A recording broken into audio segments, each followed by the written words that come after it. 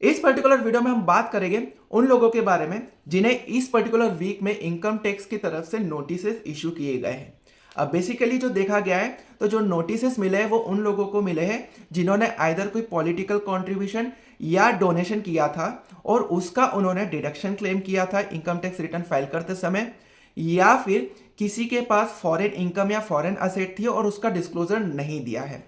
अब दोनों ही केस में क्या कहा है कि आपको आइदर रिवाइज रिटर्न फाइल करना है या फिर अपडेटेड रिटर्न फाइल करना है। अब इंपॉर्टेंट ये है कि आपको जो नोटिस इशू किया गया है वो उस केस में किया है कि यदि आपने जो डिडक्शन लिया है वो कोई फेक डिडक्शन लिया है, तो आपके पास चांस है कि आप वो फेक डिडक्शन को हटा के जो जेन्युइन आपकी इनकम टैक्स लाइबिलिटी बनती है वो पे कर दो। और यदि वो जेन्युइन डिडक्शन था तो आप एक बार रिटर्न अगेन अपडेट या रिवाइज कर दो। अब इस केस में करना क्या है कि यदि आपको इस पर्टिकुलर असेसमेंट ईयर से रिलेटेड है, दैट इज असेसमेंट ईयर 25-26 से, तो आपके पास चांस है कि आप रिवाइज रिटर्न कर सकते हो जिसका लास्ट डेट रहता है 31 दिसंबर 2025। बट यदि उसके पहले के असेसमेंट ईयर से रिलेटेड है तो उस केस में आप आईटीआर अपडेट कर सकते हो, डेट इज आईटीआर यू के थ्रू वो सारी चीजें वापस से अपडेट कर सकते हो और अपना रिटर्न फाइल कर सकते हो। इंपॉर्टेंट ये है कि यहां पर आपको क्या करना है, जो जेन्युइन इनकम है वही डिस्क्लोज करना है, आपको फेक डिडक्शंस